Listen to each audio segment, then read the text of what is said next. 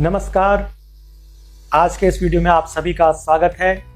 क्या आप जानते हैं इनकम टैक्स में हाई वैल्यू ट्रांजैक्शन क्या है और किन ट्रांजैक्शंस पर रहती है इनकम टैक्स डिपार्टमेंट की नज़र। आइए इस वीडियो में चर्चा करेंगे कुछ हाई वैल्यू ट्रांजैक्शंस की, जिनके बारे में जानना आप सभी के लिए बहुत इंपॉर्टेंट है।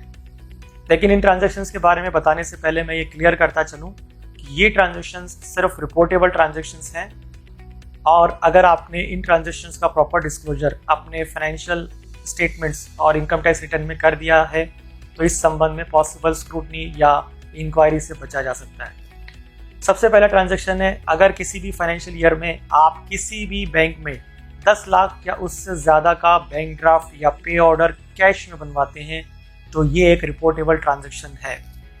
इसी तरह अगर आपने किसी भी फाइनेंशियल ईयर में अपने एक या एक से ज़्यादा करंट अकाउंट में टोटलिटी में यानी कि एग्रीगेट में 50 लाख या उससे ज़्यादा का कैश डिपॉजिट या विड्रॉ किया है तो ये भी आपकी बैंकिंग कंपनी द्वारा इनकम टैक्स डिपार्टमेंट को नोटिफाई किया जाता है। ये सीमा कैश विड्रॉल्स या कैश डिपॉजिट्स पर ही एप्लीकेबल है। अगर ऑनलाइन मोड के थ्रू आप इस तरह का कोई भी डिपॉजिट या विड्रॉल अपने करंट अकाउंट से करते हैं तो ये क्लॉज एप्लीकेबल नहीं होगा। इसी तरह यदि आपने एक फाइनेंशियल ईयर में 10 लाख या उससे ज़्यादा का कैश डिपॉजिट अपने सिंगल सेविंग्स अकाउंट या एक से ज़्यादा सेविंग्स अकाउंट में कर दिया है तो आपकी बैंकिंग कंपनी द्वारा ये ट्रांजैक्शन भी रिपोर्ट होगा। यानी कहने का मतलब ये कि आप एक सिंगल फाइनेंशियल ईयर में किसी सेविंग्स अकाउंट में 10 लाख से ज़्यादा कैश डिपॉजिट ना करें। इसी कड़ी में अगला ट्रांजैक्शन है, एक फाइनेंशियल ईयर में 10 लाख या उससे ज़्यादा की फिक्स डिपॉजिट बनवाना।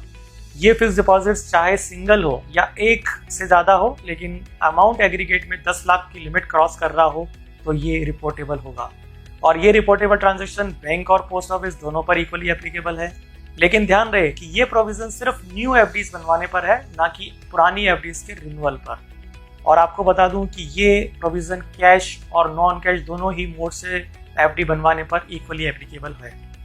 इसी तरह अगर एक फाइनेंशियल ईयर में 1 लाख या उससे ज़्यादा का क्रेडिट कार्ड का पेमेंट आपने कैश में किया है, या नॉन कैश मोड के केस में 10 लाख या उससे ज़्यादा का क्रेडिट कार्ड का पेमेंट आप करते हैं तो ये आपकी क्रेडिट कार्ड कंपनी द्वारा एक रिपोर्टेबल ट्रांजैक्शन होगा। यानी कैश पेमेंट के केस में 1 लाख और नॉन कैश के केस में 10 लाख। ये सीमा हिट होते ही इनकम टैक्स डिपार्टमेंट को नोटिफाई कर दिया जाता है।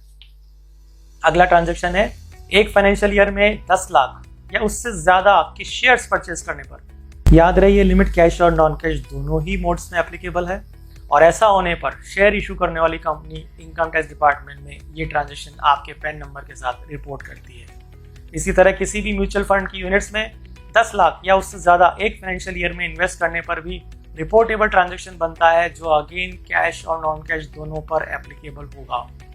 इसी कड़ी में अगला महत्वपूर्ण ट्रांजैक्शन है 30 लाख या उससे ज़्यादा की किसी भी इमूवेबल प्रॉपर्टी का परचेज और सेल करना, जो रजिस्ट्रार ऑफ इमूवेबल प्रॉपर्टीज द्वारा इनकम टैक्स डिपार्टमेंट को आपके पैन नंबर के साथ रिपोर्ट किया जाता है। इसके अलावा किसी भी नेचर की गुड्स या सर्विसेज के सेल करने पर यदि 2 लाख या उससे ज़्यादा का कैश रिसीव्ड होता है तो ये ट्रांजैक्शन इनकम टैक्स की धारा 44AB में टैक्स ऑडिट के लिए लायबल पर्सन द्वारा इनकम टैक्स डिपार्टमेंट को रिपोर्ट किया जाना जरूरी है। तो इस तरह आपने इनकम टैक्स के कुछ हाई वैल्यू ट्रांजैक्शन के बारे में जाना, जो रहते हैं हमेशा इनकम टैक्स के रडार पर और जिनके संबंध में जानकारी इनकम टैक्स डिपार्टमेंट को रिपोर्ट की जाती है। आप इन सभी ट्रांजैक्शंस को अपने स्टेटमेंट ऑफ अफेयर्स और इनकम टैक्स रिटर्न में प्रॉपर डिस्क्लोजर करें, और यदि इनमें से किसी भी ट्रांजैक्शन के लिए आपकी कोई टाइप लायबिलिटी बनती है तो उसे ड्यूली डिस्चार्ज करें एज पर लॉ, ताकि आगे होने वाली पॉसिबल परेशानी को बचाया जा सके।